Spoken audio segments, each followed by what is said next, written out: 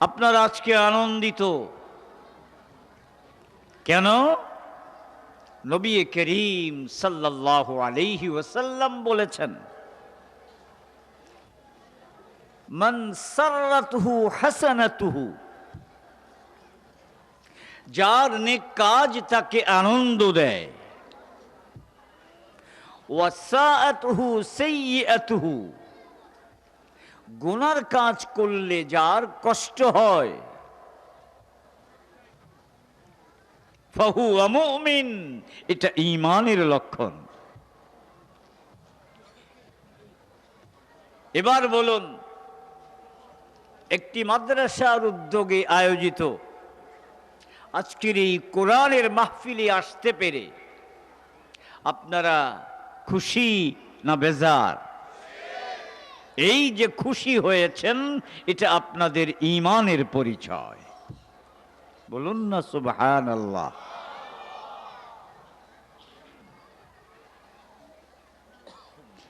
যদি কখনো গুনার কোনো জায়গায় উপস্থিত হঠাৎ কেউ হয়ে যায়, তখন মনে মনে কষ্ট লাগা, এটাও ঈমানের পরিচয়।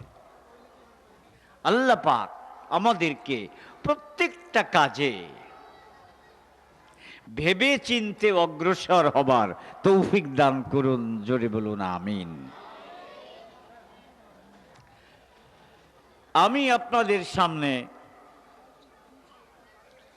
পবিত্র কালামে পাক থেকে সূরা রুমের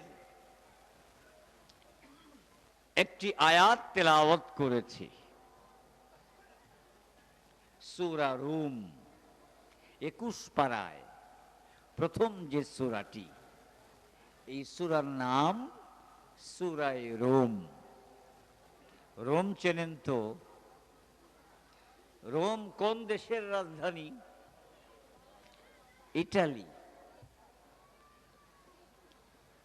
সেই ১৫০০ বছর আগেও ওটার নাম রোম ছিল, এখনো ওটার নাম রোম। তবে একটু পার্থক্য আছে। তখন সেখানে একটা সাম্রাজ্য ছিল। এই গোটা পৃথিবী দুই ভাগ ছিল, দুইটা সুপার পাওয়ার ছিল। মক্কার উত্তর সাইড থেকে শুরু করে পশ্চিমাঞ্চল একেবারে ইউরোপ পর্যন্ত এই পুরোটা ছিল রোমান সাম্রাজ্যের অন্তর্ভুক্ত, যেই সম্রাটকে বলা হতো হেরাক্লিয়াস। ইতিহাসে আপনারা পড়েছেন। আর আরবের পূর্বাঞ্চল, ইরাক, ইরান, আফগান ইত্যাদি এই এলাকা, এটা ছিল আরেক ভাগ এই পৃথিবীর। এই ভাগ ছিল আরেকটা সাম্রাজ্যের অধীন। এই সম্রাটকে বলা হতো কিসরা।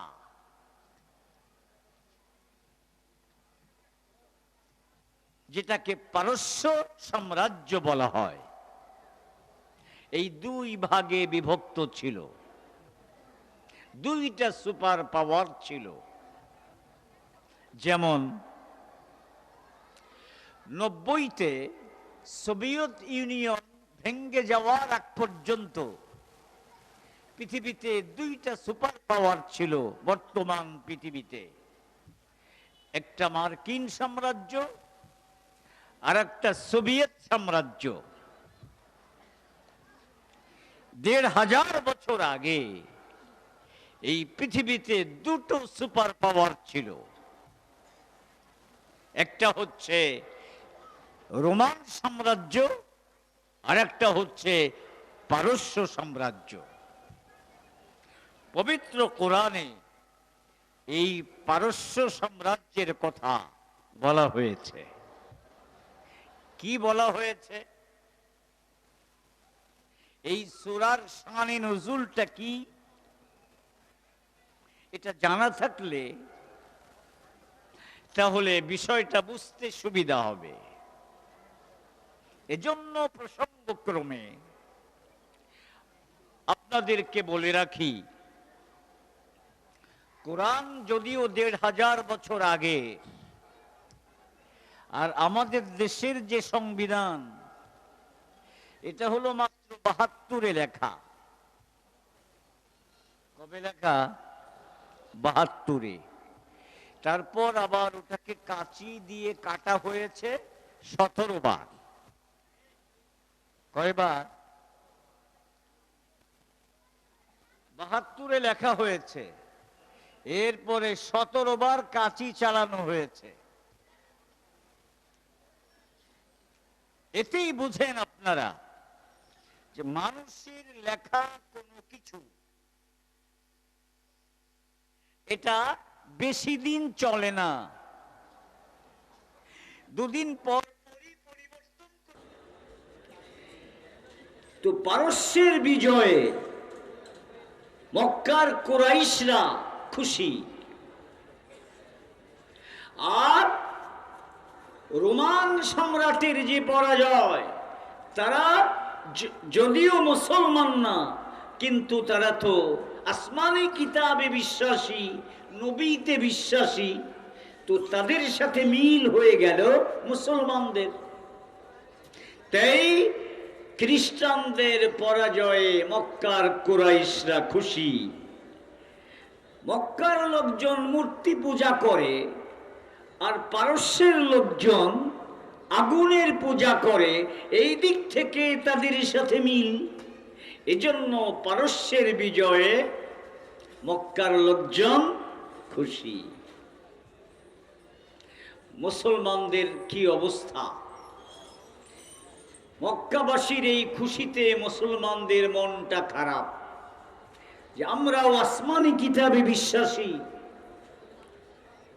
রোম সম্রাট এবং তার দেশের খ্রিস্টানরা, তারাও আসমানি কিতাবে বিশ্বাসী, নবী রসুলে বিশ্বাসী।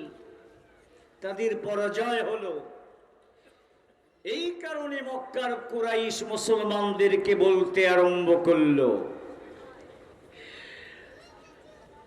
রোমান সাম্রাজ্যের খ্রিস্টানরা আসমানি কিতাবে বিশ্বাসী, তারা যেমন পরাজিত হয়েছে, এ মুসলমানের দল, তোরাও আমাদের হাতে পরাজিত হবি। যদিও ঘটনা অনেক দূরে, কিন্তু ওই ঘটনাকে কেন্দ্র করে মক্কার আবু জাহাল, আবু লাহাবরা আনন্দিত হয়েছে, আর মুসলমানদেরকে হুমকি দিচ্ছে, তোরাও পরাজিত হবি। এই প্রেক্ষাপটে আল্লাহ রাব্বুল আলামিন মুসলমানদেরকে সান্ত্বনা দেবার জন্য এই সূরা নাজিল করে বললেন, গুলিবাতির রূম ফি আদনাল আরদ ওয়া হুম মিন বা'দি গালাবিহিম সায়াগলিবুন। রোম পরাজিত হয়েছে আপাতত, তবে আমি আল্লাহ রাব্বুল আলামিন ভবিষ্যৎবাণী করলাম, 3 থেকে 9 বছরের ভেতর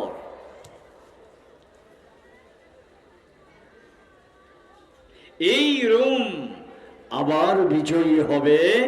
পারস্যের অগ্নি পূজারীরা তারা পরাজিত হবে। বলেন সুবহানাল্লাহ। পারস্যের বিজয়ে কারা খুশি? মক্কাবাসী, কুরাইশরা। কুরাইশরা কাফেররা, নবীর শত্রুরা খুশি। ইরানের বিজয়ে নবীর শত্রুরা খুশি। রোমের পরাজয়ে নবীর শত্রুরা খুশি। তাই আল্লাহ আয়াত নাজিল করে বললেন, যে ইরান, পারস্য এখন বিজয়ী এবং রোম তারা পরাজিত, আমি বলে দিচ্ছি, কয়েক বছরের ভিতরে এই রোম হবে বিজয়ী আর পারস্য হবে পরাজিত। সেদিন কি হবে? وَيَوْمَئِذٍ يَفْرَحُ الْمُؤْمِنُونَ। সেই দিন মুসলমানরা আনন্দিত হবে। জোরে কোন সুবহানাল্লাহ। সেই দিন মুসলমানরা আনন্দিত হবে। কিভাবে আনন্দিত হবে? বিনাসরিল্লাহ ইয়ানসুরু মান ইয়াশা ওয়া হুয়াল আজিজুর রহিম। আল্লাহ পাক মুসলমানদেরকেও সেদিন সাহায্য করবেন। সেই সাহায্যে মুসলমানরাও সেদিন বিজয়ী হবে। জোরে কোন সুবহানাল্লাহ। ঘটনা তো লম্বা, সংক্ষেপে এখন এই বিষয়টাকে আমরা এখানে শেষ করতে চাই এইভাবে। এই আয়াত যখন নাযিল হলো, মক্কার একজন কাফের সর্দার, তার নাম হলো উবাই ইবনে খালাফ। উবাই ইবনে খালাফ আবু বকর সিদ্দিক রাদিয়াল্লাহু তাআলা আনহুর সাথে বাজি ধরল। তোমার নবী বলেছে কয়েক বছরের মধ্যে রোম বিজয়ী হবে, পারস্য পরাজিত হবে। আমি বাজি ধরলাম, যদি 3 বছরের মধ্যে রোম বিজয়ী হয় এবং পারস্য পরাজিত হয়, তাহলে আমি তোমাকে 10টা উট দেব। হযরতে আবু বকর সিদ্দিক রাদিয়াল্লাহু তাআলা আন নবীর কাছে গেলেন। নবীর কাছে গিয়ে এই বাজির কথা বললেন। নবী করিম সাল্লাল্লাহু আলাইহি ওয়াসাল্লাম বললেন, তুমি গিয়ে তাকে বলো 3 বছর না 9 বছর, আর 10 উট না 100 উট। উট কয়টা? 100। আর বছর কয়টা? 9টা। 9 বছরের মধ্যে যদি রোম বিজয়ী হয়, এটা এমনই এক ব্যাপার ছিল যেমন বাংলাদেশের ব্যাপার ছিল। মনে করুন দীর্ঘ 15-16 বছর এমন ভাবে সবকিছু গোটা দেশই সরকারের, বিরোধী কোনো পক্ষ মাথা উঁচু করে দাঁড়াতে পারে না। এই অবস্থায় কেউ কল্পনা করেছে যে সব কিছু ছেড়ে তারা চলে যাবে? কেউ কল্পনা করেছে? আগে কি ভেবেছে সবাই? এদের ভীষণ ছিল 2041 পর্যন্ত কেউ তাদেরকে এখান থেকে সরাতে পারবে না। তো এখানে আর কতটুকু?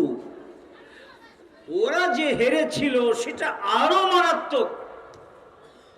যে রাজা সম্রাট সেই পালাতে চায়, সব কিছু দখল হয়ে গেছে ইরানিদের হাতে। এই অবস্থায় কোনোদিন ঘুরে দাঁড়াতে পারবে আরো 100 বছরে, এই রকম কল্পনাও কেউ করে নাই। হে আমার শিক্ষিত যুবক, তোমরা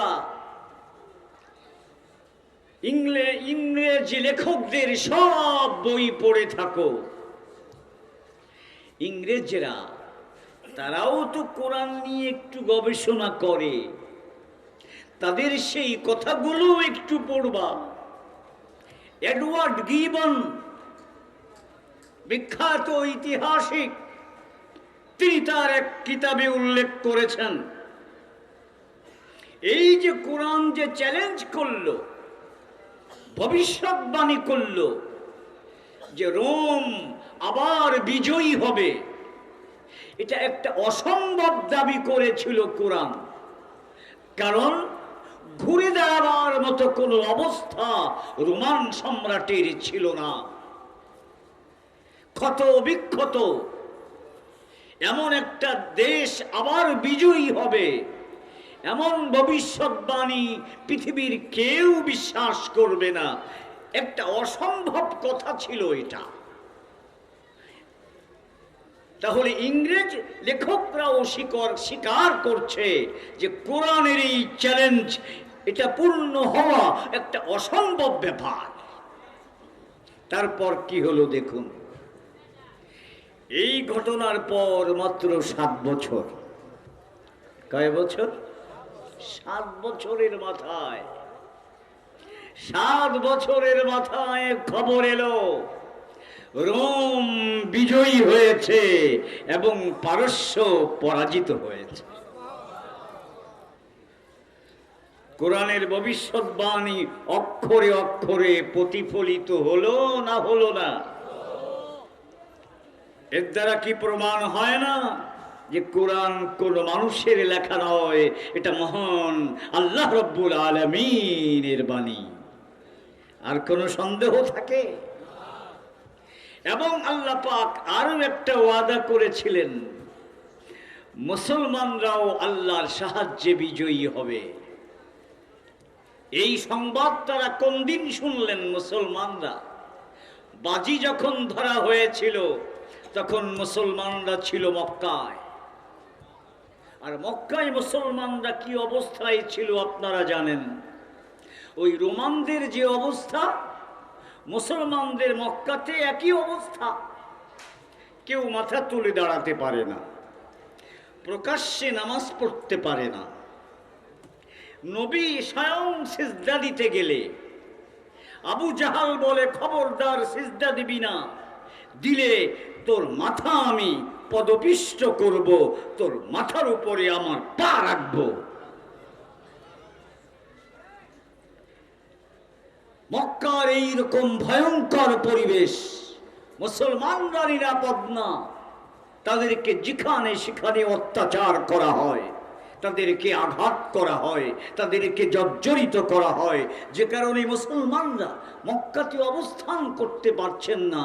কেউ আবিসিনিয়ায় হাবশায় হিজরত করে চলে যাচ্ছে, কেউ মদিনায় হিজরত করে চলে যাচ্ছে। ওখানে বসবাস করার মতো কোনো পরিবেশ নেই। এমন অত্যাচার মুসলমানদের উপর চালিয়েছে আবু জাহাল এবং তার বাহিনী যে গোটা মক্কা মুসলমানদের জন্য নরকে পরিণত হয়েছে। এমন অবস্থায় আল্লাহ পাক ভবিষ্যৎবাণী করলেন, রোম যেমন পারস্যের বিরুদ্ধে বিজয়ী হবে, ঠিক তদ্রূপ এই মুসলমান যারা মক্কাতে টিকতে পারতেছে না, এরাও কাফেরদের বিরুদ্ধে বিজয়ী হবে। এর মধ্যে চলে গেছেন, হিজরত করে মদিনায় চলে গেছেন সব। মদিনায় যাওয়ার পর মদিনায় যাওয়ার দ্বিতীয় বছর বদরের যুদ্ধ হয়েছে। সেখানে মুসলমানের সংখ্যা 313 আর কাফেরদের সংখ্যা 1000। এই 1000-এর বাহিনী এই সামান্য মুসলমানের হাতে এমন ভাবে পরাজিত হয়েছে, আবু জাহাল সহ বড় বড় সব নেতা 70 জন জাহান্নামে নিক্ষিপ্ত হয়েছে। আবু জাহাল ছিল বড় নেতা, তাকে হত্যা করেছে যুদ্ধের ময়দানে 14 বছরের একটা মুসলমান। জোরে কোন সুবহানাল্লাহ। 14 বছরের মুসলমান এখানে আছে নাকি? নাই? 20 বছরের আছো না?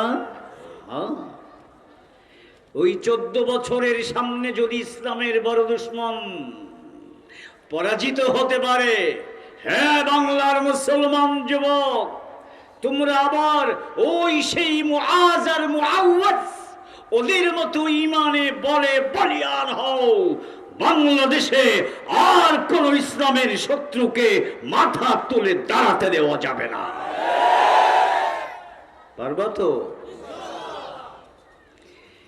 এই বিজয়, 70 জন জাহান্নাম মুসলমানদের হাতে নিহত, আবার 70 জন বন্দী, বাকিরা পালিয়েছে। মুসলমান আজকে আনন্দিত, আল্লাহ পাক তাদেরকে বিজয় দান করেছেন। এই বিজয়ের মুহূর্তে সংবাদ এলো রোম বিজয়ী হয়েছে এবং পারস্য পরাজিত হয়েছে। আনন্দের উপর আনন্দ, জোরে বলেন সুবহানাল্লাহ। ওই সময় ওই যে বাজি ধরেছিল উবাই ইবনে খালাফ, সে আর বেঁচে নেই, সে মারা গেছে। কিন্তু বাজির কথা মনে আছে তার ছেলেপেলেরা 100 উট বাজিতে জিতলো। কে জোরে বলুন? উবাই কাফের জিতলো না আবু বকর জিতলো? আবু বকর। তবে এখানে একটা মাসলা মনে রাখি, এই যে বাজি ধরা, দোনো তরফে উভয় পক্ষ থেকে বাজি ধরা, যদি এইটা হয় তাহলে আমি এত দেব, না হইলে তুমি এত দেবা, এই যে উভয় পক্ষ থেকে বাজি ধরা, এটা হারাম, এটা জুয়া। কিন্তু যেই সময় আবু বকর এই বাজি ধরেছেন তখনও সেটা নাজায়েজ হবার বিধান আসে নাই। কিন্তু যখন বাজিতে জিতে গেছেন, বাজির উটগুলো হাতে নিয়েছেন, তার আগেই এই বাজি ধরা নাজায়েজ এবং অবৈধ ঘোষিত হয়েছে। এই জন্য রাসূলুল্লাহ সাল্লাল্লাহু আলাইহি ওয়াসাল্লাম বললেন, ও আবু বকর, এই বাজির উট তুমি নিজে ভক্ষণ করতে পারবে না, এটার কোনো কিছু দ্বারা তুমি উপকৃত হতে পারবে না, এটা গরিবদের ভিতরে সৎকা করে দাও। জোরে বলুন সুবহানাল্লাহ। আমরা পারবো নাকি?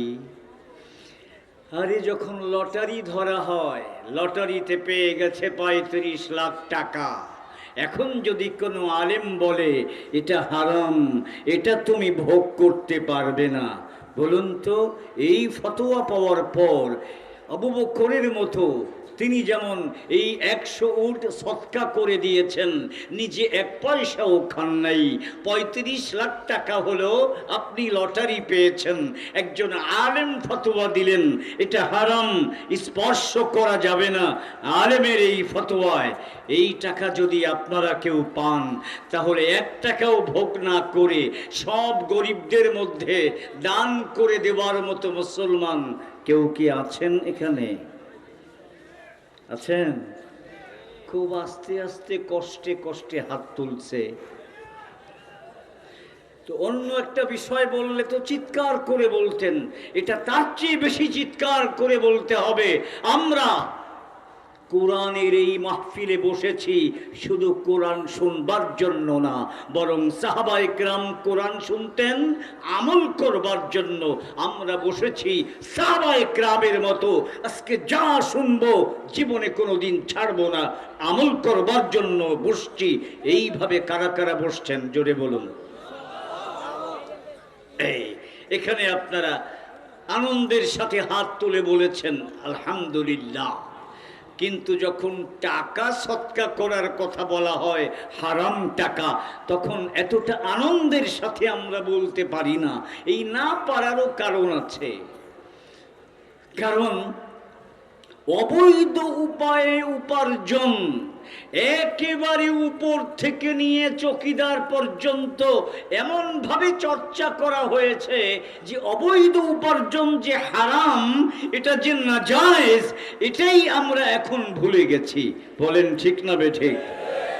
নতুন ভাবে বাংলাদেশ গড়ে তুলতে হবে, অবৈধভাবে কাউকে 1 টাকা উপার্জন করার কোনো সুযোগ রাখা যাবে না।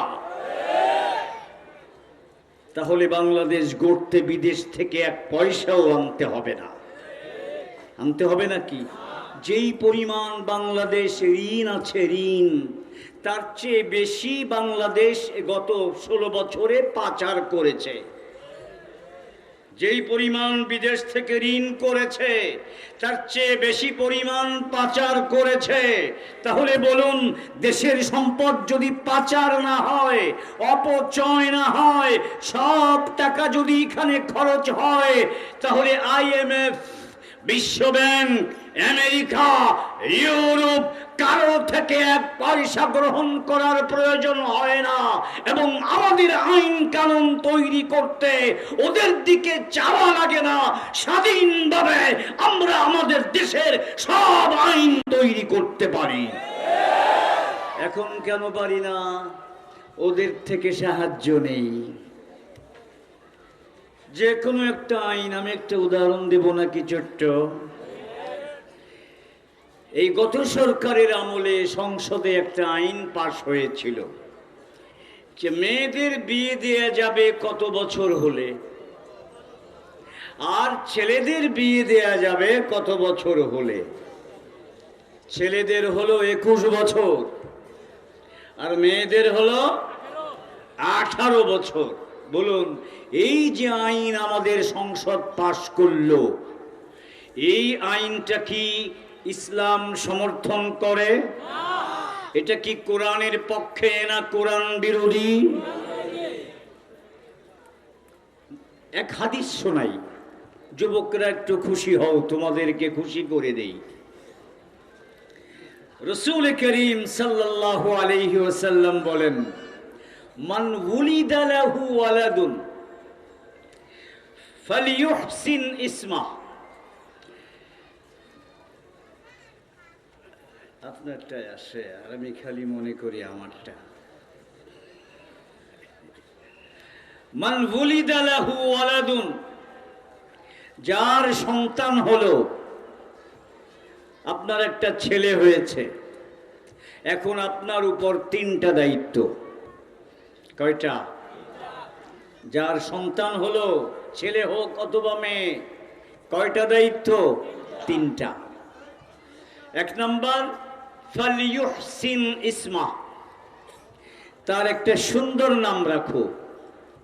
সুন্দর নাম কি? সুইটি নাকি অথবা বেবি? সুইটি, সুইটি থাকে হলো, সুইট কোথায় থাকে? মিষ্টির দোকানে। বেবি কোথায় থাকে? রাস্তায়। আপনার তো বেবিও হয় নাই, মিষ্টিও হয় নাই, হয়েছে তো মেয়ে। তো আপনি মিষ্টির দোকানে যাচ্ছেন কেন? কিংবা আপনি রাস্তায় বেবি চালাচ্ছেন কেন? মেয়েদের নাম ইসলামে আছে না নাই? দেখুন, আমার নবী যারা ছিলেন, যত নবী ছিলেন তাদের স্ত্রীরা ছিলেন আমাদের আদি মাতা অথবা আদি দাদি, যাই বলুন, তার নাম কি? হাওয়া। এই নাম রাখেন। ফিরআউনের স্ত্রী, তিনি যদিও একজন রাজার স্ত্রী, রাজা, কেমন রাজা যে নিজেকে খোদা দাবি করেছিল, সেই রাজার স্ত্রী তার স্বামীকে খোদা মানতে রাজি না। মুসা আলাইহিস সালামের খোদাকে খোদা মানতে রাজি। আল্লাহ পাক তাকে এমন পছন্দ করেছেন, তিনিও আল্লাহকে এমন ভাবে গ্রহণ করেছেন। অনেক অত্যাচার করেছিল এই ফিরআউন তার স্ত্রীর উপর। মুসা আলাইহিস সালামের খোদাকে খোদা মেনে নেবার অপরাধে তার যখন জীবন বেরিয়ে যায় ফিরআউনের অত্যাচারে, তখন তিনি আল্লাহর কাছে ফরিয়াদ করেছিলেন, রব্বি বিনিলি ইনদাকা বাইতান ফিল জান্নাহ ওয়া নাজ্জিনি মিন ফিরআউনা ওয়া আমালি ওয়া নাজ্জিনি মিনাল কওমিজ জালিমিন। হে আল্লাহ, তোমার কাছে জান্নাতে আমার জন্য একটা বাড়ি তুমি বানিয়ে রাখো। এই দুনিয়াতে আমি আর থাকতে চাই না, আমি জান্নাতে তোমার কাছে থাকতে চাই। আমার জন্য একটা বাড়ি তুমি নির্মাণ করে রাখো। আল্লাহকে এইভাবে বলতে কি পরিমাণ সম্পর্ক হলে আল্লাহকে এই কথা বলা যায়, রব্বিবনিলি ইনদাকা বাইতান ফিল জান্নাহ। হে আল্লাহ, জান্নাতে তোমার কাছে আমার জন্য একটা বাড়ি তুমি তৈরি করো। ওয়ানাজ্জিনি মিন ফিরআউন, ফিরআউন থেকে আমাকে নাজাত দান করো, ওয়ানাজ্জিনি মিনাল কওমিজ জালিমিন। কথাটুকু এজন্য বললাম, তিনি একজন আল্লাহর প্রিয় বান্দী ছিলেন। হে আমার মুসলিম মেয়ে, হে আমার মুসলিম বোন, আল্লাহর এমন প্রিয় একজন বান্দী, যার জন্য আল্লাহ পাক জান্নাতে বাড়ি তৈরি করে রেখেছেন, তার নামটা কি তোমার পছন্দ হয় না? হাওয়া নাম রাখো, আসিয়া নাম রাখো, আমার নবীর স্ত্রী খাদিজার নাম রাখো, নবীর আরেক স্ত্রী আয়েশার নাম রাখো, সফিয়া নাম রাখো, সঈদা নাম রাখো, উম্মে হাবিবা নাম রাখো, জাইনাব নাম রাখো, নবীর মেয়ে ফাতেমা এই নাম রাখো। মুসলমানদের কত নাম আছে, মেয়েদের নাম এই নাম রাখো। খবরদার, যারা নিজেরা চরিত্রহীন এবং অভিনয় করে, নাটক আর সিনেমা করে হাজারো যুবক হাজারো যুবতীর চরিত্র ধ্বংস করার শিক্ষা দেয়, খবরদার, ওই নায়ক নায়িকাদের নাম যেন কোনো মুসলমান তাদের সন্তানের জন্য না রাখে। মনে থাকবে তো ইনশাআল্লাহ? তো প্রথম কথা, ফালইউহসিন ইসমা, তোমার সন্তান হয়েছে, নামটা সুন্দর রাখো। আর যদি ছেলে হয় তাহলে নামের বাহার। কি যে নাম! ট্যাবলেট, বিপ্লব, বিদ্যুৎ, ডাবলু, টাবলু, লাড্ডু, বিড্ডু, এই যা যা বলছি নাম আছে না নাই? আছে। মন্টু, আবার অনেকে কুকুরের নামও রাখে মন্টু, রাখে না? কুকুরু মন্টু, আর তার মালিক সেও কি মন্টু। আল্লাহ আমাদেরকে হেফাজত করেন। এই যে দেখুন, হযরত আলী রাদিয়াল্লাহু তাআলা, তার ছেলের নাম হাসান। নবী করিম সাল্লাল্লাহু আলাইহি ওয়াসাল্লাম যখন আলীকে জিজ্ঞেস করলেন, তোমার ছেলের নাম কি রেখেছো? হযরত আলী বললেন, আমার ছেলের নাম রেখেছি হার্ব। কি নাম? হার্ব। হার্ব মানে লড়াই। আরবিতে হার্ব মানে কি? লড়াই। নবী বললেন, কি নাম রেখেছো? লড়াই। এ তো সারাক্ষণ ওর মাথা গরম থাকবে, কখন লড়াই করবে, এই নাম চলবে না। তার নাম রাখো হাসান। নাম রাখো হাসান। তো নাম চেঞ্জ করতে হয়। যদি ভুল হয়ে যায় নাম কি করতে হয়? চেঞ্জ করতে হয়। দেখুন, নাম চেঞ্জ করে যখন হাসান রেখে দিয়েছে, হাসান মানে সুন্দর, এই হাসান বিরাট বড় এক সুন্দর কাজ করেছে। লড়াই করে নাই, সন্ধি করে দিয়েছে। জোরে কান সুবহানাল্লাহ। হযরত মুআবিয়া রাদিয়াল্লাহু তাআলা আন, তার এক বিশাল বাহিনী, আবার এদিকে হাসান রাদিয়াল্লাহু তাআলা আন, হযরত আলীর মৃত্যুর পর তার এক বিশাল বাহিনী। এই মুসলিমের দুই বাহিনী যদি যুদ্ধে লিপ্ত হতো, হাজার হাজার লক্ষ লক্ষ মানুষ সেখানে নিহত হতো। এই মুহূর্তে হযরত হাসান বললেন, আমি লড়তে চাই না, আমি সন্ধি করতে চাই।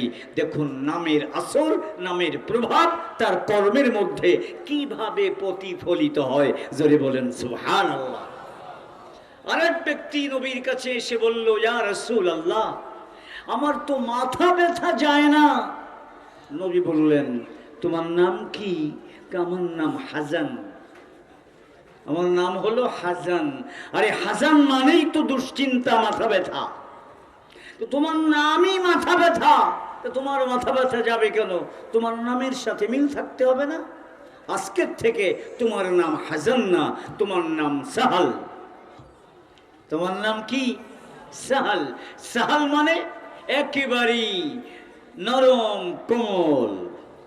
এই নাম রাখার 3 দিন পরে এসে বলে, ইয়া রাসূলুল্লাহ, আমার মাথা ব্যথা নাই, মাথা ব্যথা শেষ। তাহলে ও আমার ভাই, নামটা ইসলামী রাখি।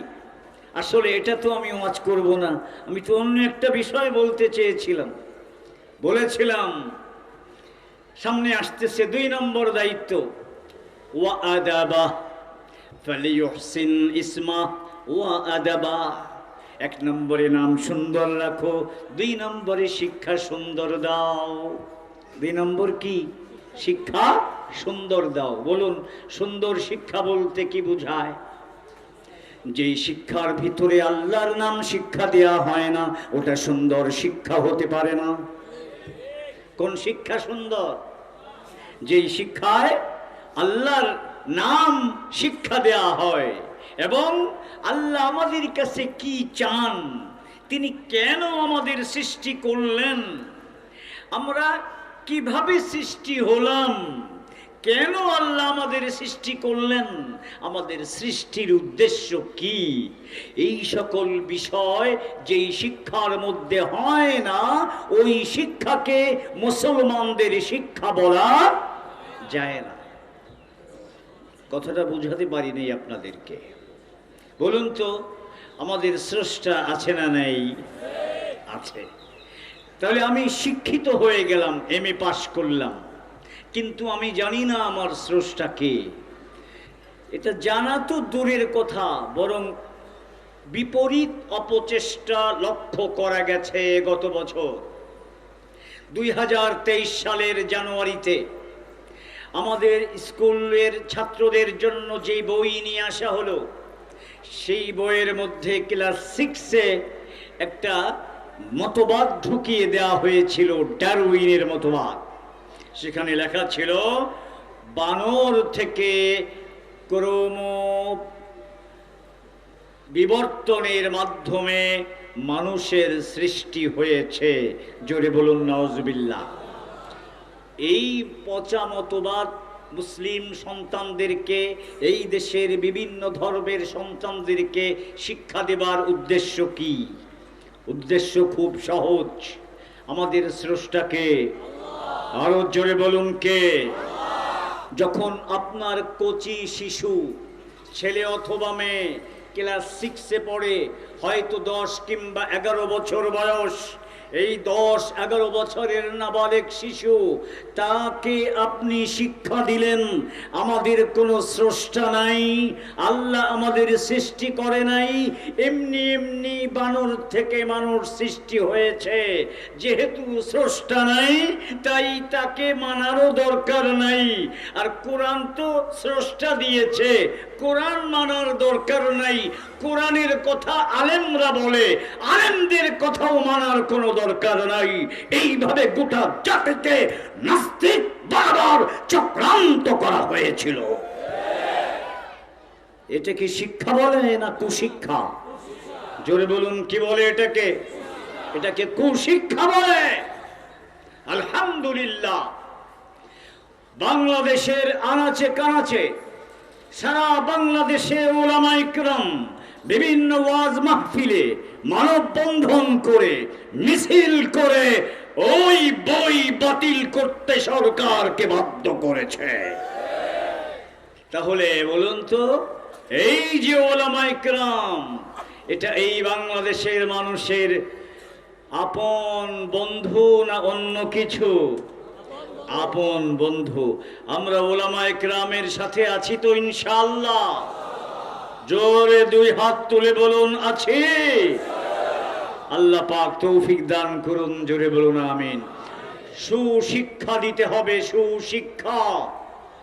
2 নম্বর হলো সন্তানকে সুশিক্ষা দিতে হবে, যেই শিক্ষার মাধ্যমে সে শিখবে কোনো মানুষকে কষ্ট দেওয়া যাবে না, সর্বক্ষেত্রে আল্লাহর কথা মেনে চলতে হবে, নবীর কথা মেনে চলতে হবে। এই দুনিয়ায় আমাদের একমাত্র ঠিকানা নয়, আমাদের আসল ঠিকানা হলো জান্নাত। সেই জান্নাতে যাওয়ার উপযুক্ত আমাকে এই দুনিয়ার থেকেই হতে হবে। আমাদের শিক্ষা ব্যবস্থার ভিতরে এই কথাগুলো যদি না থাকে, তাহলে এটাকে শিক্ষা বলা যায় না। এই শিক্ষার দ্বারা মানুষ তৈরি হয় না। এই মানুষ তৈরির অভাবেই আমাদের যত বড় উচ্চ শিক্ষিত হয়ে যত বড় পদে বসে, তত বড় চোর বলে প্রমাণিত হয়। ঠিক না বে ঠিক? এই যে কোটি কোটি টাকা চুরি হলো, পিয়নে কামাই করেছে 400 কোটি টাকা। পিয়ন পিয়ন যদি 400 কোটি টাকা কামাই করতে পারে, তাহলে সেই অফিসের যারা অফিসার ছিল তাদের কি পরিমাণ হবে? তাহলে কি দেখা যায়? একেবারে উচ্চ পর্যায়ে থেকে নিয়ে নিম্ন পর্যায়ে পর্যন্ত দেশ সেবার কথা বলে যারাই দায়িত্ব গ্রহণ করেছে, তাই দেশের সব কিছুকে চুষে খেয়ে দেশটাকে ছোবড়া করে ফেলেছে, আর লক্ষ কোটি টাকা বিদেশে পাচার করে দিয়ে ঋণের দায়ে দেশটাকে আবদ্ধ করে চলে গেছে। কেন হয়েছে? কেন হয়েছে? সুশিক্ষার অভাবে। এই জন্য আমরা শিক্ষা কমিশন যেটা গঠন করা হয়েছে, সংস্কার কমিশন গঠন করা হয়েছে, আমরা দাবি জানাচ্ছি সুশিক্ষা কোরআন ছাড়া হতে পারে না, হাদিস ছাড়া হতে পারে না, ইসলাম ছাড়া হতে পারে না। সুতরাং ভবিষ্যৎ শিক্ষা কারিকুলাম তৈরি করার জন্য আলেমদের পরামর্শ ছাড়া নতুন কোন শিক্ষা কারিকুলাম এই দেশের মানুষ গ্রহণ করবে না। কি বলেন, রাজি আছেন তো ইনশাআল্লাহ? ভাইরা আমার, যেই কথাটা বলতে চেয়েছিলাম সেটা এই 3 নম্বরে রাসূল করিম সাল্লাল্লাহু আলাইহি ওয়াসাল্লাম বলছেন, ফাইম বালাগা ফাইদা বালাগা ফালিউযাওবিজহু। বাবা মার 2টো দায়িত্ব, 3টা দায়িত্ব সন্তানের ব্যাপারে। 1 নম্বর সুন্দর নাম রাখবে, 2 নম্বর কি? সুশিক্ষা দেবে, আর 3 নম্বর যখন বয়ঃপ্রাপ্ত হবে, সাবালক হবে, তখন তার বিয়ের ব্যবস্থা করবে। সাবালক হলেই কিসের ব্যবস্থা করবে? বিয়ের ব্যবস্থা। বিয়ের ব্যবস্থা করে নাকি এখন? যারা যুবক বিয়ে করো নাই তারা বলো, তোমাদের পক্ষে কথা বলতেছি। বিয়ের ব্যবস্থা করে? এই না করার কারণে তোমরা কি করো? গার্লস স্কুলের গেটে গিয়ে দাঁড়িয়ে থাকো, শীষ মারো, রাস্তাঘাটে মেয়েদের ওড়না ধরে টানাটানি করো, আবার ফেসবুকে প্রেম প্রস্তাব পাঠাও। এরপরে সারা রাত মোবাইল কোম্পানি পয়সা কম করে দেয়, রাতের বেলায় সারা রাত গল্প সল্প করো। এই প্রেম জীবনেও হতো না যদি বয়স হওয়ার সাথে সাথেই বিয়ে দিত। বলেন ঠিক না বেঠিক? এই প্রেম প্রেম খেলা কেন চলে? বিয়ে দেয় না বলে। আমাদের করিতকর্মা প্রশাসন কত জেনা ব্যভিচার হয়, আজ পর্যন্ত ওসি এবং ইউনো বিভিন্ন গ্রাম পর্যায়ে ওসি আর ইউনো 2জন মিলে কোনো একজন ধর্ষককে গ্রেফতার করেছে, আর সমাজ বাহবা দিয়েছে, এমন একটা ঘটনাও নাই। কিন্তু আমি এমন অনেক ঘটনা জানি যে একটা মেয়ের বয়স 16, আপনারাই বলুন সাবালক হয়েছে না হয় নাই?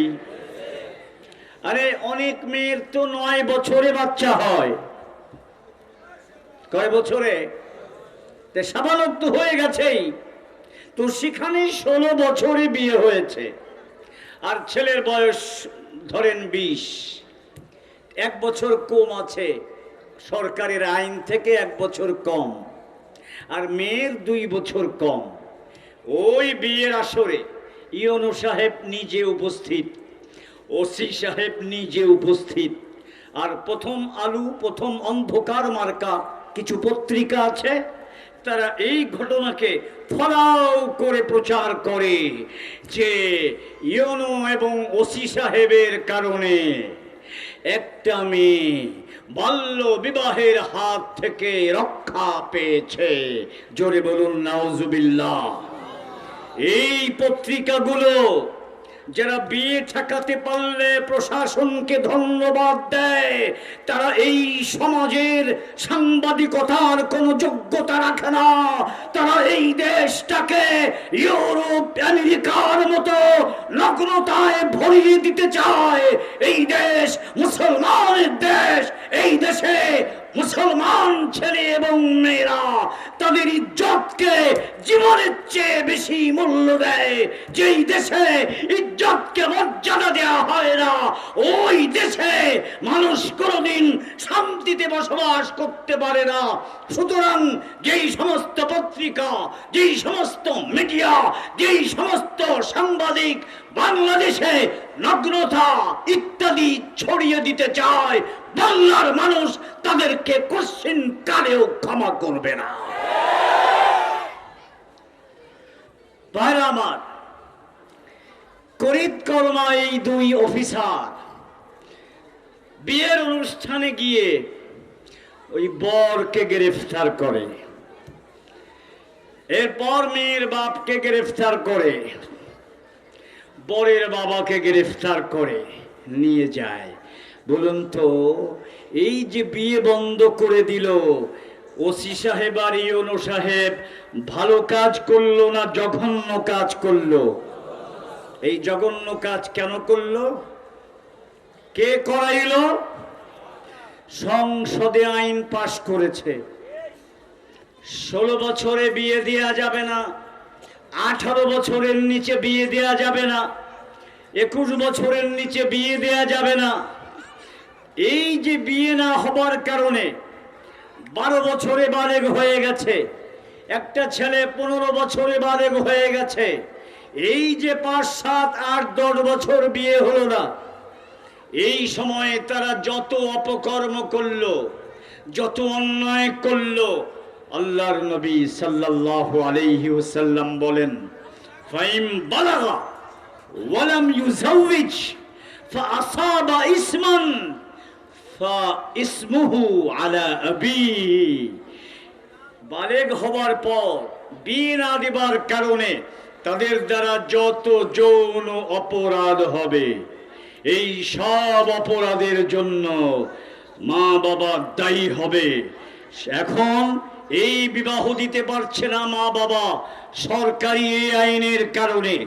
অতএব দেশে সময় মতো বিবাহ দেবার না পারার কারণে যত যৌন ঘটনা ঘটে, যত জেনা ব্যভিচার ঘটে, এই সমস্ত জেনা ব্যভিচারের সমস্ত অপরাধের দায় বর্তাবে সরকারের উপর। সংসদে 300 জন এমপি ওই আইন পাশ করে দিয়েছে। ওই 300 জন এমপিকে দেশে যত জেনা ব্যভিচার হয়, এই সব জেনা ব্যভিচারের দায় ওই 300 এমপিকে গ্রহণ করতে হবে। পাশাপাশি জনগণ টাকার বিনিময়ে ভোট দিয়েছিল যারা, তাদেরকেও এর দায় বহন করতে হবে। আল্লাহ পাক আমাদেরকে বুঝার তৌফিক দান করুন, জোরে বলুন আমিন। আমি আপনাদের সামনে এতক্ষণ যাবৎ সূরা রোমের যে শানে নুজুল এবং একটা ভবিষ্যৎবাণীকে কেন্দ্র করে এই সূরা সূচনা হয়েছিল, সেই ভবিষ্যৎবাণী 1500 বছর আগেই অক্ষরে অক্ষরে বাস্তবায়িত হয়েছিল, যার মাধ্যমে এই কোরআন যে আল্লাহর বাণী, এর সত্যতা সুস্পষ্টভাবে প্রমাণিত হয়েছিল। বিষয়টি আপনাদের সামনে এতক্ষণ ক্লিয়ার করলাম। এবার আসুন, আমি যে আয়াত পড়েছিলাম, ও ঘন্টা তো পার হয়ে গেছে, আয়াত অন্তত তর্জমাটা না করলে খারাপ হয়, তাই না? দেখুন, আল্লাহ পাক বলছেন, فأقم وجهك للدين حنيفا فطرة الله التي فطر الناس عليها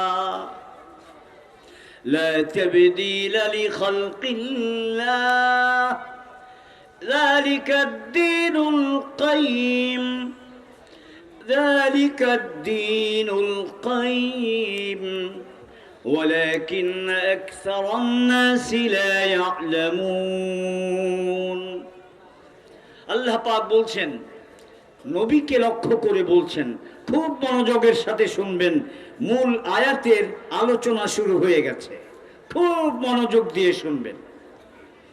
ফাকিম ফাকিম ওয়াজহাকা, হে নবী, আপনি আপনার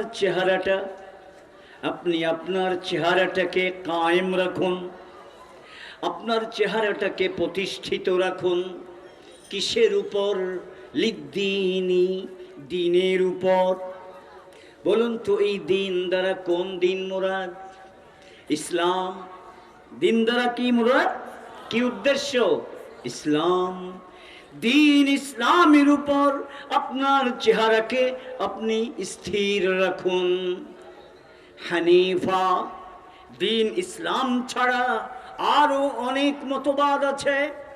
খ্রিস্টান ধর্ম আছে, হিন্দু ধর্ম আছে, ইহুদি ধর্ম আছে, বৌদ্ধ ধর্ম আছে, নাস্তিকতার ধর্ম আছে, সেকুলারিজমের ধর্ম আছে, গণতন্ত্রের ধর্ম আছে, সমাজতন্ত্রের ধর্ম আছে, জাতীয়তাবাদের ধর্ম আছে।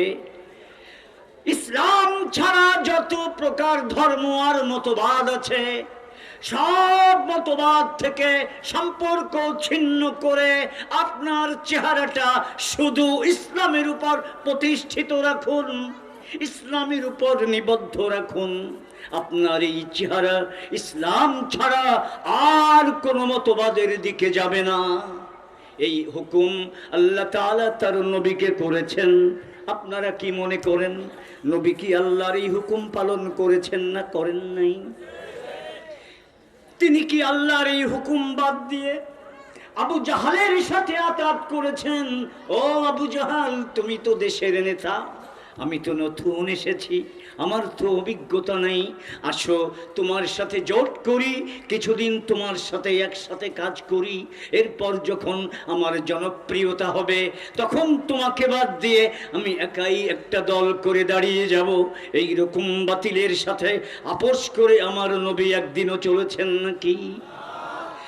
যেদিন তিনি বলেছেন কুলু লা ইলাহা ইল্লাল্লাহ, যেদিন তার কাছে হীরার গুহায় প্রথম ওহী এসেছে, ইকরা বিসমি রাব্বিকাল্লাযী খালাক খালাকাল ইনসানা মিন আলাক ইকরা ওয়া রাব্বুকাল আকরাম আল্লাযী আল্লামা বিল কলম আল্লামাল ইনসানা মা লাম ইয়ালাম। এটা যখন তার উপর নাজিল হয়েছে, আজকেই তিনি প্রথম নবী হলেন। এরপর তিনি যখন তার জাতিকে বললেন কুলু লা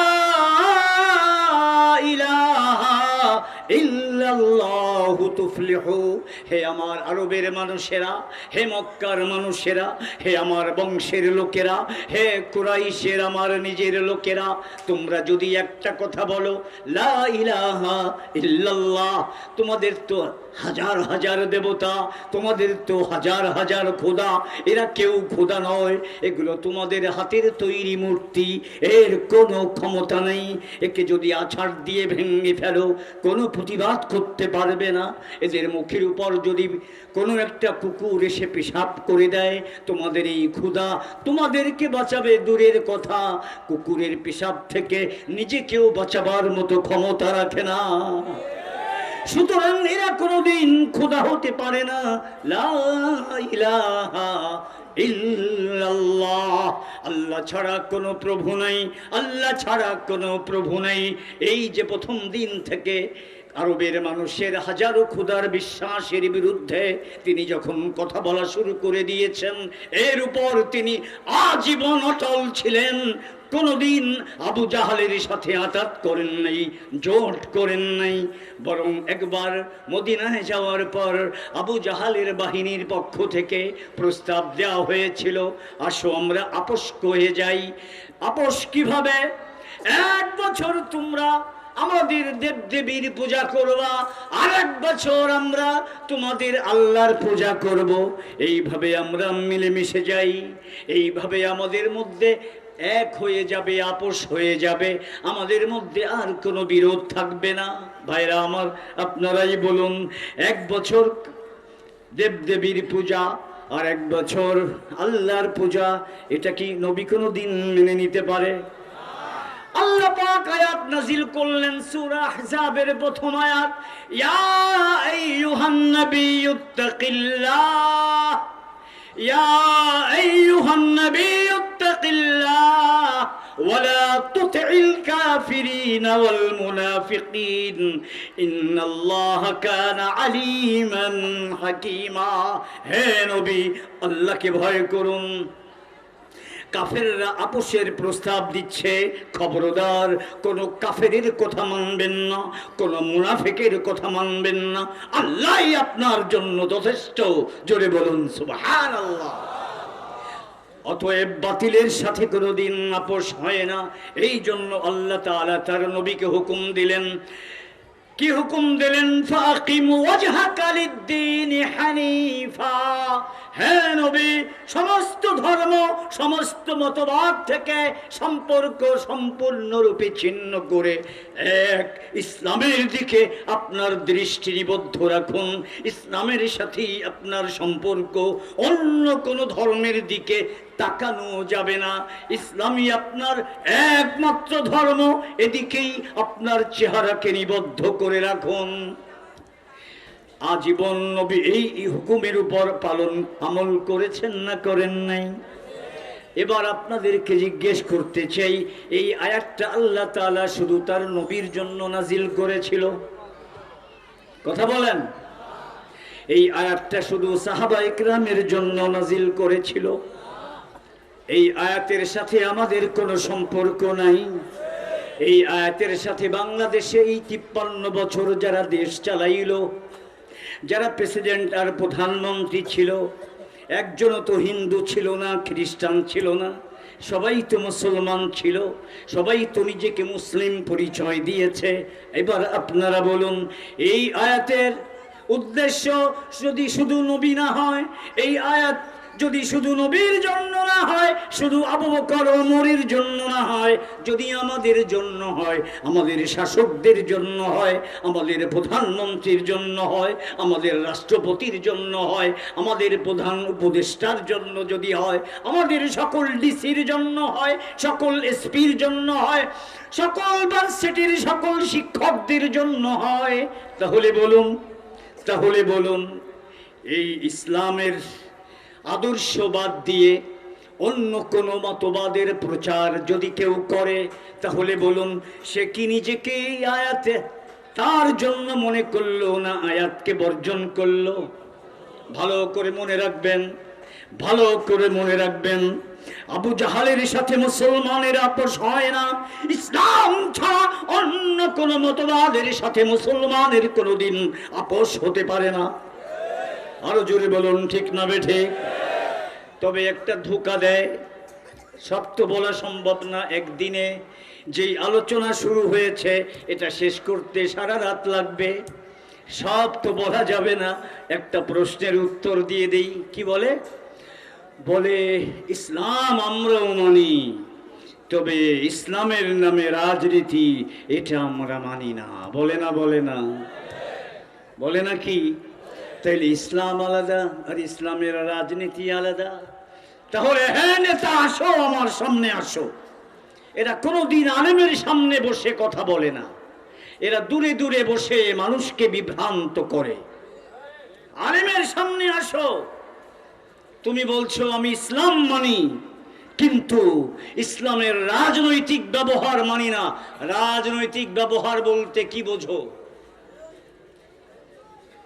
আসো একটা পয়েন্টই বলি, বলুন, আপনারা বলুন, আমাদের স্রষ্টাকে, আমরা কি আল্লাহকে আমাদের খোদা মানি?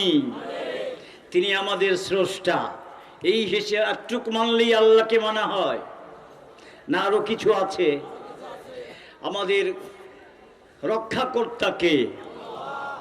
আর একটা বলি, আমাদের আইনদাতাকে। আমাদের আইন দেওয়ার মালিক কে? এই যে, আমি তো রাজনীতির কথা বলছি না, আমি তো আমার ইমানের কথা বলছি। আল্লাহর জাত এবং সিফাত, আল্লাহর সত্তা এবং গুণাবলী, এই সব যদি কেউ না মানে তার তো ইমানই নাই, সে মুসলমানই না। এটা কি রাজনীতি না ধর্ম? আমার ধর্মকে তুমি বানাইছো রাজনীতি। আমার ধর্ম, আইনদাতা একমাত্র আল্লাহ।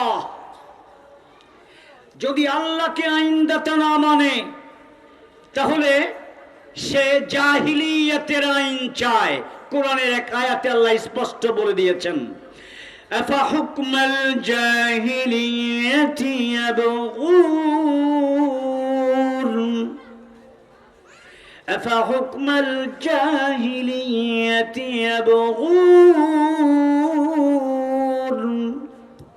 তোমরা কি জাহিলিয়াতের আইন চাও? ভালো করে মনে রাখতে হবে, কোরআনের বাইরে যে আইন ওটা জাহিলি আইন, ওটা কুফরি আইন। বলুন, কোরআনের বাইরে যে আইন ওটা কি আইন? জাহিলি যুগের আইন। ওটা কি আইন? কুফরি আইন। রাজনীতির কথা বলে বিভাজন, এটা চলবে না। আপনাদেরকে প্রশ্ন করি, আল্লাহ রাব্বুল আলামিন ঘুষকে হারাম করেছেন। বলুন, ঘুষ হারাম না হালাল? সংসদে যদি আইন পাশ করে ঘুষ হালাল, 300 জনের 300 জনই ভোট দিল, এমপি ঘুষ হালাল বলল, বাংলাদেশের সংবিধান অনুযায়ী ওই সংসদের আইন পাশ, কোরআনের আইন বাতিল। আমরা বলতে চাই, সংসদের 300 কেন, সারা পৃথিবীতে 200 রাষ্ট্র আছে। এই 200 রাষ্ট্রের 200 প্রেসিডেন্ট মিলেও যদি বলে ঘুষ হালাল, আর কোরআন যদি বলে ঘুষ হারাম, মুসলমান কোরআনের ঘোষণা মানে 200 প্রেসিডেন্টের কথার 4 পয়সার মূল্য দেয় না। তো 200 প্রেসিডেন্টের কথার যদি 4 পয়সার মূল্য না হয়, তাহলে ভোট চুরি করে 300 এমপি যদি 100 বারে বলে ঘুষ হালাল, ওই কথা একটা কানামাছির কথারও মূল্য নাই। এটা কি রাজনীতি? এটা আমার ধর্মনীতি। কি নীতি এটা? এটা আমার ধর্মনীতি। এই ধর্মনীতিকে স্বীকৃতি যারা দেবে না, তাদেরকে এই দেশের মানুষ আর কোনদিন ক্ষমতায় দেখতে চায় না। ধরে বলুন, ঠিক না বেঠিক?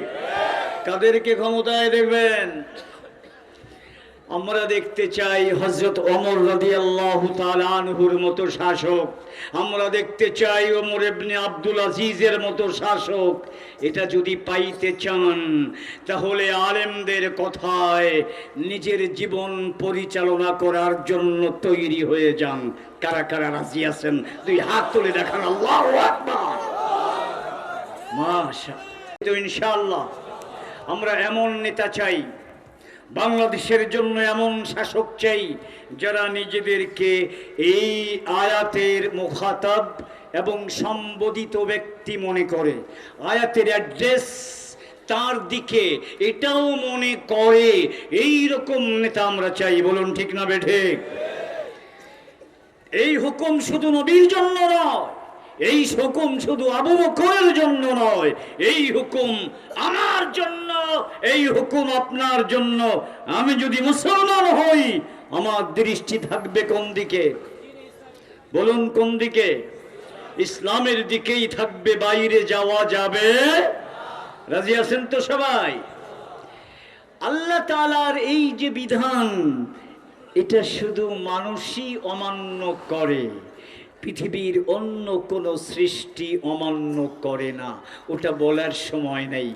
একটা উদাহরণ শুধু দেই। বলুন তো, এই যে সূর্যটা, এটা কার আইন মেনে চলে? আরো জোরে বলুন। চন্দ্রটা কার আইন মেনে চলে? চন্দ্র বর্তমানে আছে 2,32,000 মাইল দূরে। কত দূরে আছে? 2,32,000 মাইল। ও যদি ওই জায়গায় না থেকে উপরে চলে যেত কিংবা নিচে চলে আসতো, সে যদি বলতো আমি এত বড় একটা সৃষ্টি, সারা পৃথিবীকে রাতের বেলায় আমি আলোকিত রাখি, আমার একটা স্বাধীনতা আছে না, আমি এখন এক জায়গায় থাকবো না, আজকে আমি 1,00,000 মাইল দূর নিচে যাব। আর একজন যদি বলে আমি আজকে 1,00,000 মাইল উপরে যাব, সূর্য কত উপরে, 9 কোটি মাইল উপরে, আমার একটু সূর্যের কাছে যাইতে মন চায় না, এইভাবে যদি সে উপর কিংবা নিচে যাতায়াত করত, তাহলে কি হতো জানেন? বিজ্ঞানীরা বলছে এই যে গোটা পৃথিবীর স্থলভাগ, প্রতিদিন এই ঢাকা শহরটা সমুদ্রের পানি দিয়ে 2 বার ডুবে যেত। কয়বার? 2 বার যদি ডুবে যায় ঢাকা শহর, তাহলে এই যে যারা বাড়ি বানিয়েছেন 5 তলা 10 তলা, এই বাড়ি বানানো যেত নাকি? 2 বার তলিয়ে যাবে তো বাড়ি বানানো যেত? বাজার ঘাট বসতে পারতো? কোনো মানুষ বসবাস করতে পারত? তো পৃথিবী টিকতো না, সব ধ্বংস হয়ে যেত। তো এই যে চাঁদটা জায়গা মতো আছে বলেই আমরা সব ঠিকঠাক মতো আছি। এবার বলুন, এই চন্দ্রটাকে জায়গা মতো স্থাপন করে পরিচালনা করছেন কে?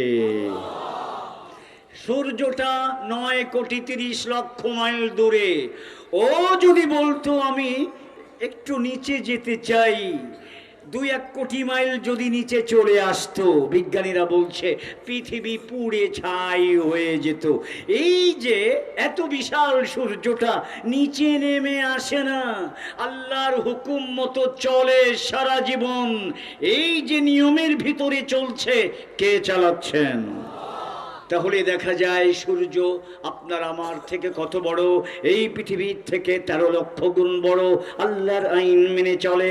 এই যে চন্দ্র আল্লাহর আইন মেনে চলে, পৃথিবীর সব কিছু আল্লাহর আইন মেনে চলে। তাদের কারণে আমাদের কত শান্তি হয়। যদি এই সৃষ্টি আল্লাহর আইন মেনে না চলতো, নিজেদের মন মতো চলতো, আমরা কেউ পৃথিবীতে বসবাস করতে পারতাম না। বোঝা গেল আল্লাহর আইন অন্যদের শান্তি হয়, ঠিক না বেঠিক? ব্যতিক্রম শুধু এই মানব জাতি। সারা সৃষ্টি আল্লাহর আইন মানে, মানুষই শুধু আল্লাহর আইন মানতে চায় না। যারা মানে না, এই পৃথিবীর সমস্ত অশান্তির কারণ তারা। যদি বলুন ঠিক না বেঠিক? যারা আল্লাহর আইন মানে না, তারাই পৃথিবীতে সমস্ত অশান্তির কারণ। যত চুরি হয়, যত জিনা হয়, যত ব্যভিচার হয়, যত দুঃশাসন হয়, যত আয়না ঘর হয়, যত খুন হয়, ঘুম হয়, তাদের দ্বারাই হয়, যারা আল্লাহর আইন মানে না। অতএব যারা আল্লাহর আইন মানে না, তাদেরকে বিশ্বাস করা যায় না। তাদের দ্বারা অশান্তি ছাড়ার কোনো কিছু হয় না। এই জন্য আপনাদেরকে বলে যাই, ভবিষ্যতে যদি কেউ আপনাদের কাছে ভোট চাইতে আসে, তখন আগে জিজ্ঞেস করবেন আল্লাহর আইন মানেন না। এটা আপনাদের ইশতেহারের মধ্যে লিখতে হবে, আমরা আল্লাহর আইন অনুযায়ী চলবো এবং দেশটাকে চালাবো। এই ঘোষণা যে দিবে, তাকে আমরা সমর্থন করব। এই ঘোষণা যে দেবে না, বাংলার মুসলমান বহুবার প্রতারিত হয়েছে, ধোঁকা খেয়েছে। এই ঘোষণা যে দেবে না, তাদেরকে বাংলার মুসলমান সমর্থন করবে না। মনে থাকবে নাকি, না ভুলে যাবেন? বান্ডিল দেখলে বাঙালি ভুলে যায়,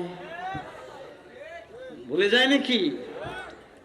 অতএব এই অফিসাররা আগে ঘুষ খায় না, আগে ঘুষ খায় বাঙালি ভোটার। পাবলিক আগে কি খায়?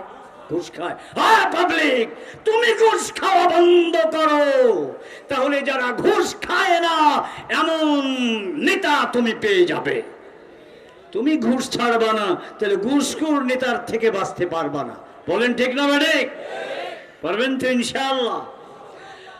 ভাইরা আমার, অতএব আসুন, কথা লম্বা হয়ে যাচ্ছে, 10টা বেজে যাচ্ছে প্রায়। আমি এখানে শেষ করে দিতে চাই। আমি 2টো হাদিস পড়েছিলাম, তার মধ্যে একটা হচ্ছে কুল্লু মাউলুদিন ইউলাদু আলাল ফিতরা। এই যে আল্লাহর আইন মানার কথা বললাম, নবী বলেন আল্লাহর আইন মানার যোগ্যতা দিয়ে আল্লাহ তাআলা প্রত্যেকটা মানুষকে সৃষ্টি করেন। কিন্তু তার মা বাবা এবং দেশের শিক্ষা এবং দেশের পরিবেশ আল্লাহর আইন মানার এই যোগ্যতা ধ্বংস করে ফেলে। অতএব আমরা এমন কোন পরিবেশ রাখতে চাই না যারা আল্লাহর আইন মানার যোগ্যতা ধ্বংস করে দেয়। রাজি আছেন তো ইনশাআল্লাহ? আর এক হাদিস আমি পড়েছি, সেটা হলো এই, আমরা মোমেন হয়ে দুনিয়ার থেকে যেতে চাই না। আল্লাহর নবী বলেন লা ইউমিনু আহাদুকুম, তোমরা সে পর্যন্ত মুমিন হতে পারবে না যে পর্যন্ত তোমার মনে যা চায় সেটাকে বাদ দিয়ে আল্লাহ যা চান সেটাকে গ্রহণ না করতে পারবে। এবার বলুন, আমরা মনের গোলামি করব না আল্লাহর গোলামি? আমার মনে যা চায় সেটা নয়, আল্লাহ যা চায় আজকের থেকে আমি সেটাই করব। রাজি আছি তো ইনশাআল্লাহ? আল্লাহ কি চান? দুটো জিনিস বলি। এক নাম্বার, আল্লাহ চান প্রত্যেকটা মুসলমান কোরআন সহিভাবে পড়তে শিখুক। আমরা সবাই সহিভাবে কোরআন শিখব। রাজি আছি তো ইনশাআল্লাহ? দুই নম্বর, আল্লাহ চান প্রত্যেক দিন 5 ওয়াক্ত নামাজ তোমরা নিয়মিত আদায় করবে। পারবে তো ইনশাআল্লাহ? আর 3 নম্বর, এই একদিনের ওয়াজ মাহফিলে ভুলে যাব, মনে থাকবে না। এই জন্য আল্লাহ ওয়ালাদের কাছে প্রত্যেক সপ্তাহে কমপক্ষে একবার যাব। রাজি আছি তো ইনশাআল্লাহ? আল্লাহ পাক আপনাকে আমাকে সকলকে তৌফিক দান করুন, আমিন। ওয়া আখিরু দাওয়ানা আনিল হামদুলিল্লাহি রাব্বিল আলামিন। আসসালামু আলাইকুম ওয়া রাহমাতুল্লাহি ওয়া বারাকাতুহু।